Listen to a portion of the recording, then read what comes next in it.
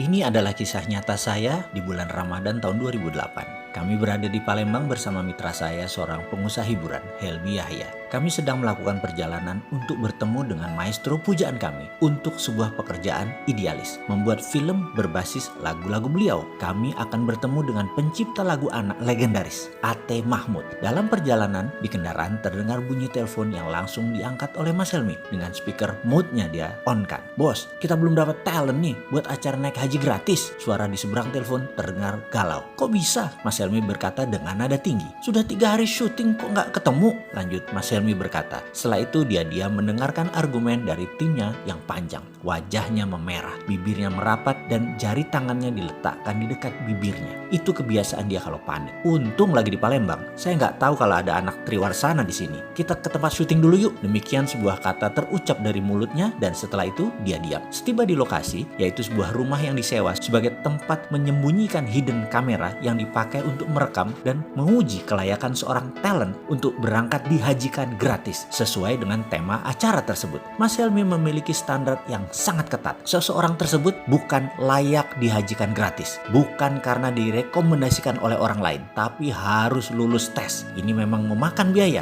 memang memakan waktu, tapi inilah kesempurnaan yang menjadi cirinya. "Mana data syuting talent hidden kamera yang kemarin-kemarin?" katanya lagi. Dalam sekejap dia menyaksikan video rekaman-rekaman para talent tersebut dites berbagai cara tesnya. Dengan hidden kamera kita memperhatikan Ustadz ini, Bapak Anu, ujung-ujungnya tidak ada yang layak. Lalu saya disuruh menilai. "Bosman, kamu lihat tuh yang dites pas sebelum Jumatan, 2 Ustadz." Mas Helmi keluar dengan muka merah. Saya turuti perintahnya dan menyaksikan. Biasa kami menggunakan penguji si Rini, spesialis pengujian. Cantik, dewasa, anggun, lengkap dengan jilbab dan aura kerendahan hatinya. Dia melakukan aksi ujiannya di depan Ustadz yang dimaksud. Dia datang jam 11.30 lalu berkata, "Saya ada masalah dengan perkawinan, saya ada masalah dengan suami saya," dan seterusnya. Dia bercerita sangat meyakinkan. Sang Ustadz talent tadi yang sedang diuji mulai berdalih, mulai mewejang dan menyaksikan adegan tersebut. Maka saya tahu sekali mimik wajah dan gerak mata seseorang yang dalam tanda petik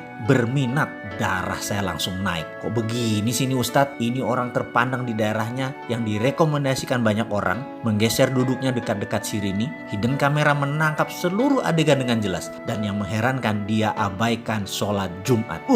Hilang rasa hormat dalam hati ini. Dasar buaya, saya berkata dalam hati. Di video satunya, setali 3 uang sama saja. Malah Rini pakai dipegang-pegang lagi pundaknya. Setiap beberapa kalimat dia menyentuh bagian tubuh Rini di tangan, seperti menepis kotoran dari jilbab Rini. Dan padahal nggak ada apa-apa. Darah emosi saya naik memuncak. Gile nih, sama aja, dasar bandot semuanya. Saya mendadak sangat marah. Sebagai pria, tahu banget niat laki-laki macam itu. Emosi saya naik. Saya keluar ruangan. Mas Helmi nafasnya turun naik dengan cepat. "Gila nih, besok naik tayang jam 4 sore belum ada talent." "Di mana Rini?" "Lagi ada talent Pak, deket sini Pak." Demikian seorang staf Triwarsana menjawab. "Nih lagi kita tes, live tuh di ruang belakang." Bergegas kami melihat seluruh kru berharap-harap cemas. Mukanya semua tegang. "Jauh nggak dari sini?" saya bertanya. "Enggak Mas, paling 500 meter." Jawaban kameramen Triwarsana. "Siapa dia?" saya tanya. "Dia guru bahasa Indonesia, kalau sore ngajar ngaji." Demikian komentar staf Triwarsana. Dalam monitor terlihat seorang bapak sedang duduk kelelahan. Dia habis ngajar ngaji. Di masjid masuklah Rini. Dengan gayanya yang meyakinkan dia berkata, "Pak, saya ada anak usia 8 tahun, kelas 2 SD. Saya sudah tidak kuat merawatnya."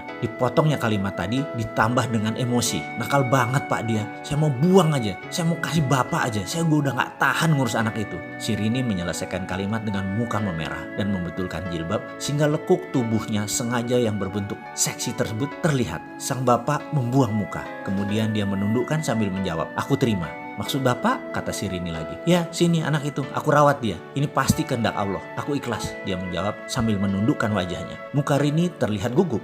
Boleh saya serahkan ke Bapak anak ini hari ini? Rumah kami jauh Pak, di 7 Ulu." Rini menambahkan bobot ceritanya. Sang bapak memiringkan pantatnya, dirogoh sakunya, ada uang ribuan berlembar-lembar, kira-kira 15 lembar. Dia berkata, "Uangku hanya segini." Diberikan ke Rini semuanya. "Kamu ambil angkot, bawa anak itu kemari," tuturnya dengan santun.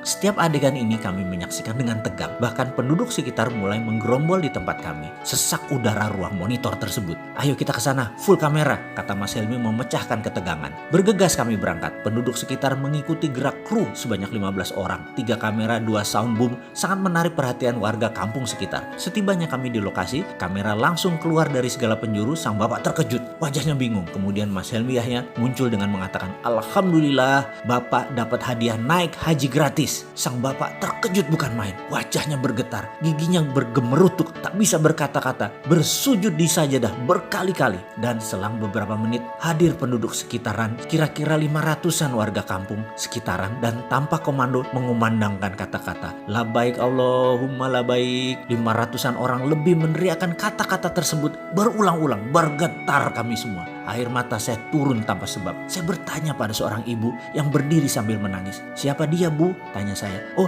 dia Pak Rahmat. Dia guru bahasa Indonesia di SD sini. Setiap bulan dia memberikan setengah dari gajinya untuk membayar anak-anak dengan permen, dengan apapun supaya mereka mau mengaji," jawab sang ibu sambil menggendong anaknya yang sudah agak besar. "Setengah?" saya terperanjat. "Iya," lanjut ibu tadi. "Dan itu dia sudah lakukan 25 tahun kira-kira. Saya adalah muridnya pertama-tama. Karena sangat miskin kami tak sanggup belajar. Tapi dia membimbing kami. Sekarang pun anakku belajar ngaji sama Pak Rahmat. Dan masih diberi bonus hadiah supaya rajin mengaji." Saya tersentak. Saya menyaksikan seorang bapak. Ia lagi dipakaikan kain ihram. Dikumandangkan talbiyah, "Labaik Allahumma labaik," oleh separuh kampung, warga kampung yang ternyata mencintai dia. Diarak beramai-ramai dari masjid ke rumahnya, tepat di kediamannya yang hanya berjarak 200 meter dari masjid, untuk dipamitkan dan untuk memohon izin kepada sang istri. Setiba di rumah yang masih beralas tanah, sepasang suami istri renta berpelukan. Saya masih mendengar sang bapak berkata, "Allah mengabulkan doa kita, Bu. Aku berhaji. Aku yang miskin ini berhaji." Suaranya lirih. "Mohon izin ya, Bu." Tersungkur di tanah saya seketika mendengar kata-kata tersebut. "Terima kasih ya Allah, terima kasih. Masih ada orang seperti Pak Rahmat. Engkau sisakan untuk kami belajar." Tak henti-henti saya bersyukur. Berangkat berhaji ke Baitullah tidak lagi persoalan pekerjaan dan jabatan ataupun uang. Berangkat haji adalah tentang kejernihan hati. Siapa yang pantas, maka Allah Subhanahu wa Ta'ala akan mengundang orang itu lewat jalan yang tidak pernah kita bayangkan. Marhaban ya Ramadan.